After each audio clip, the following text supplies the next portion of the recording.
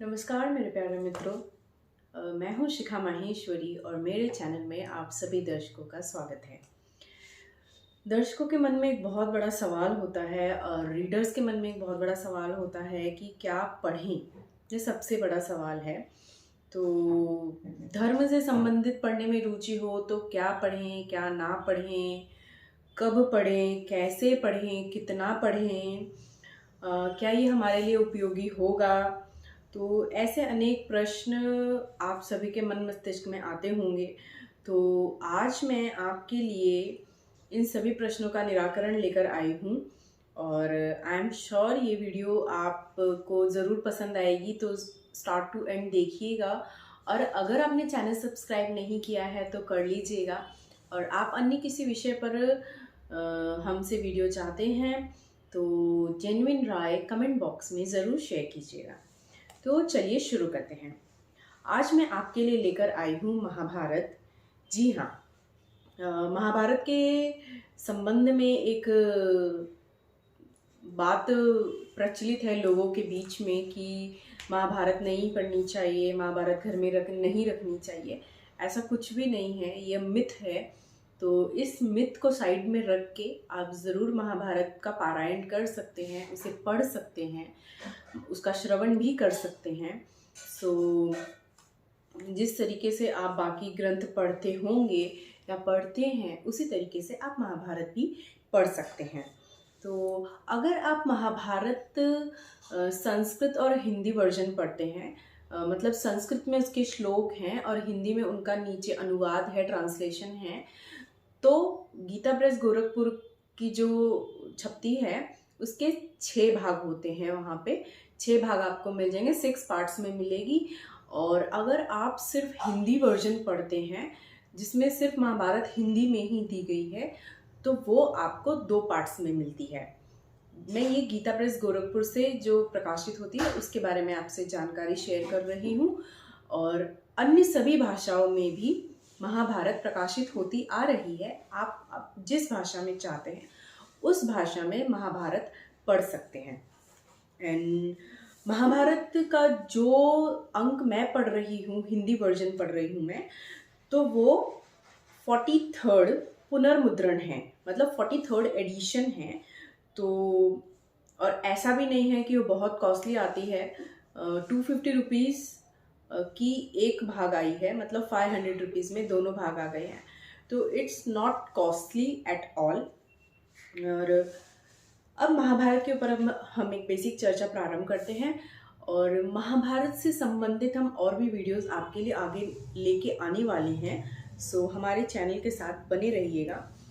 महाभारत के चैप्टर्स को पर्व कहा गया है। जिस तरीके से आप रामायण पढ़ते हैं उसमें कांड कहा गया है, अयोध्या कांड, बाल कांड, किष्किंधा कांड, उसी प्रकार से जो महाभारत है उनके चैप्टर्स को पर्व कहते हैं।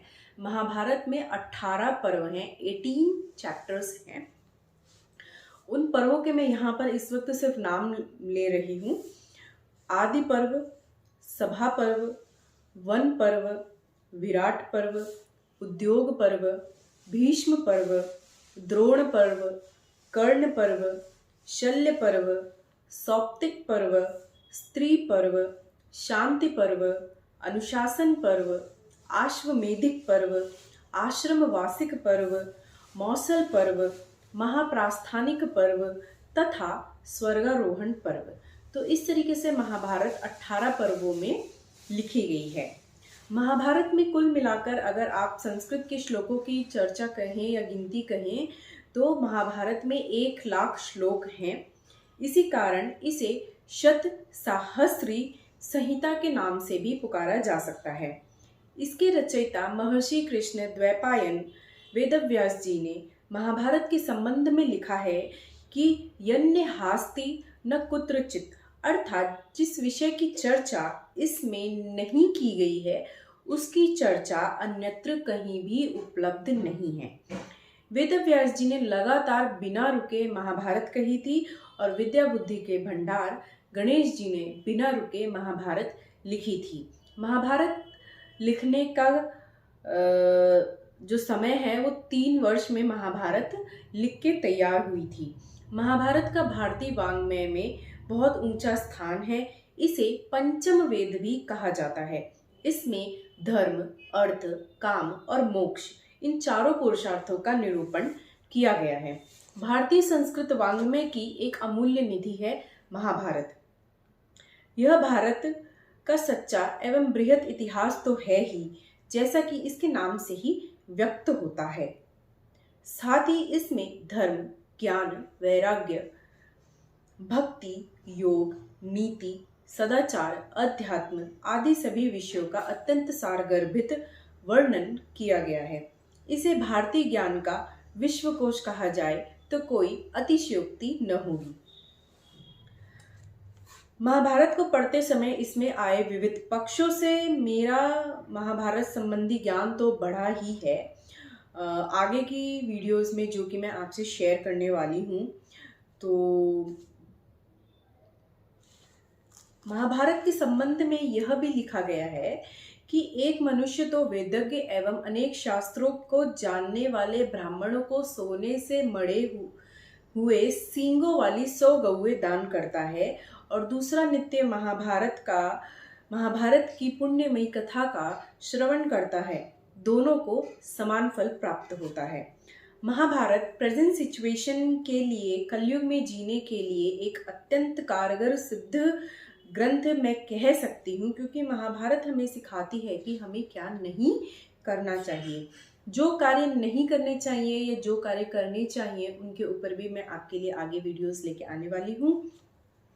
जैसे कि एक उदाहरण से समझा जा सकता है, एक मरीज है, वो डॉक्टर के पास जाता है अपनी बीमारी के इलाज के लिए, और डॉक्टर उसे सिर्फ दवाइयाँ लिख के अगर दे दे और परहेज ना बताए, तो उस पेशेंट को सही होने में, नॉर्मल होने में ज़्यादा समय लगता है एज़ कम्पेयर टू जो पेशेंट या मरीज़ दवाई के साथ साथ खाने पीने का भी परहेज करता है।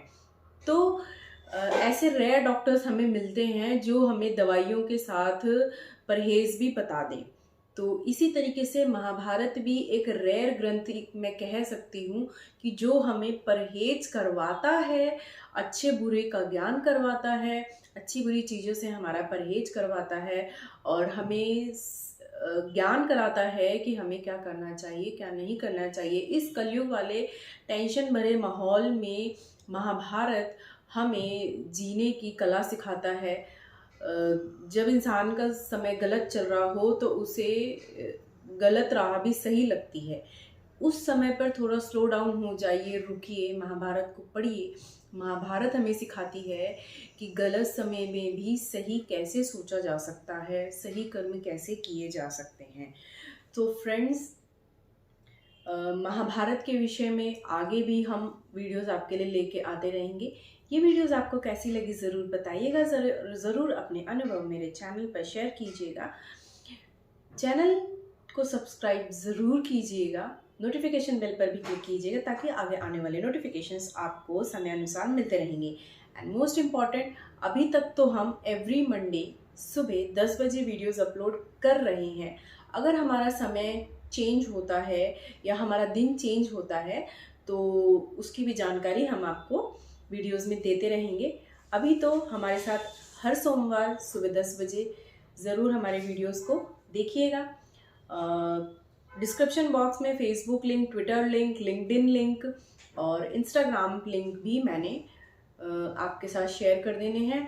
सो फ्रेंड्स, आपसे आज्ञा लेती हूँ और till then, thank you, bye bye, नमस्ते।